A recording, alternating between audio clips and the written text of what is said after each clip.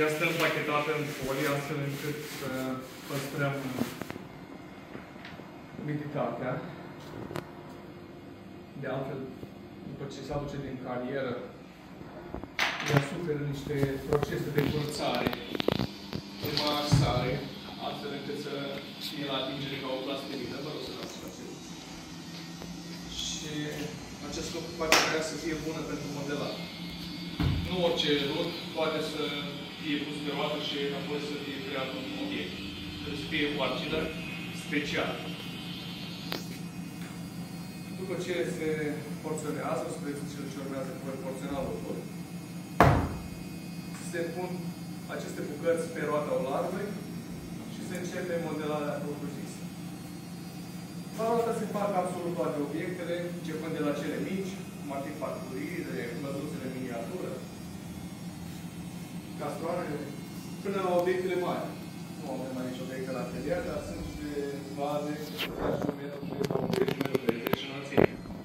Toate aceste obiecte se fac pe aceeași roată. După ce sunt modelate, vasele se pun la uscat și observați, raftul este plin cu vase care rămân în total 2 săptămâni. Este perioada necesară uscării lente. Este foarte important să avem grijă ca aceste obiecte să nu se deterioreze, să nu crape în timpul uscării. Și de aceea este nevoie de o perioadă mai îndelungată. Când s-a uscat bine, urmează ultima etapă și anume arderea în cuptor. Avem cuptoarele de ardere, unde sunt așezate bucată cu bucată, până la 4-500 de bucăți odată. Se începe apoi focul cu lemn de brad și după 8 ore temperatura ajunge la 900 de grade Celsius. Această temperatură extrem de ridicată face ca obiectele să devină rezistente. Ceramica devine abia după ultima etapă, după ce sunt arse. Cuptorul se închide hermetic, rămâne acolo 2 zile închis și această temperatură controlată face ca obiectele să fie produse finite. Se pictează să rămân simple, în funcție de necesitate de comerț. Asta se decide în funcție de fiecare client. Acum, vom frământa lucrul. Îl frământ ca pe anual.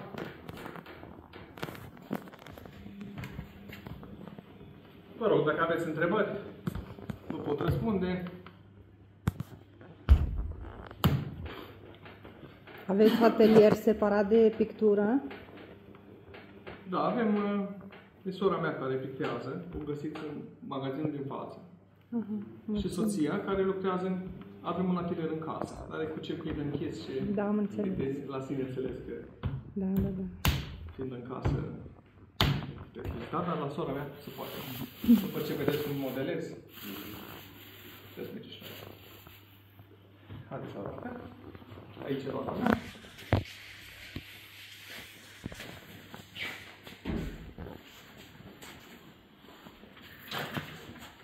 Roata olarului electrică. Avem și roată care se învârte la picior.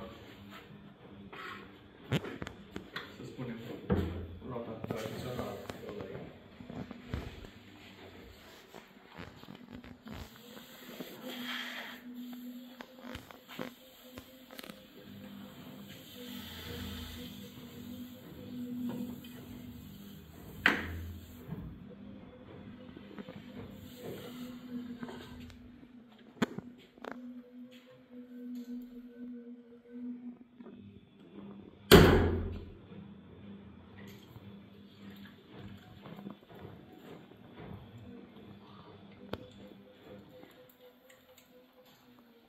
Prima dată se centrează și acum ați putut observa, nodul este centrat fix pe mijloc. Apoi se adaugă apă și ușor începe modelarea.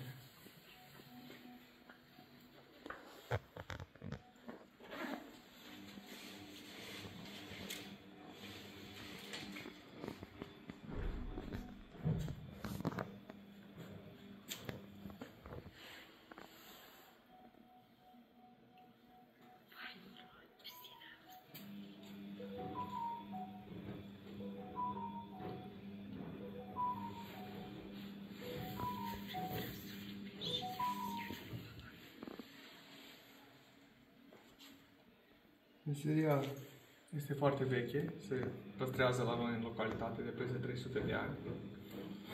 Și în familia dumneavoastră de cât Se timp? transmite din tată în fiu. La noi în familia Magopăți, suntem noi, lucrăm de 5 generații. Wow, foarte frumos.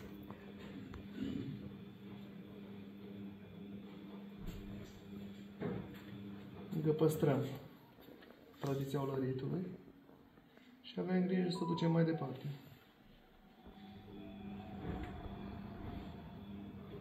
Deci foarte cunoscuți în România. Și în lume, cred.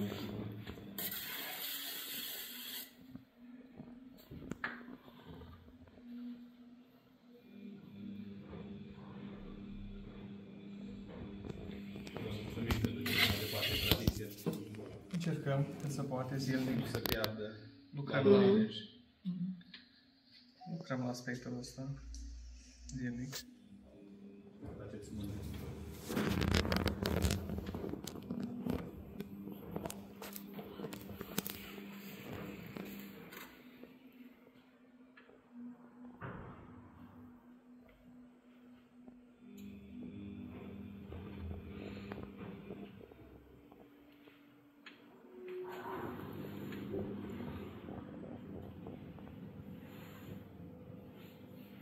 Rutul de unde îl luați? Unde îl luați?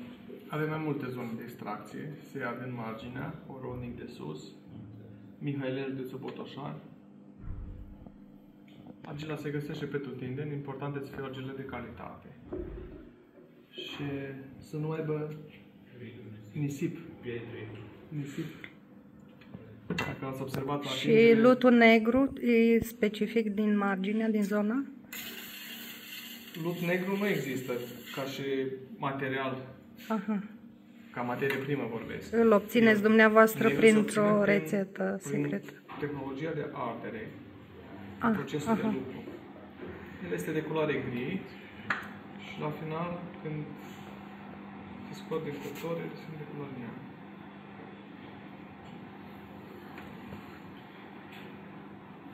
Cam asta a fost demonstrația mea. Acum la Superb. final se desprinde cu ajutorul unei bucăți de sârmă, vedeți? Trece pe dedesubt și vasul este gata.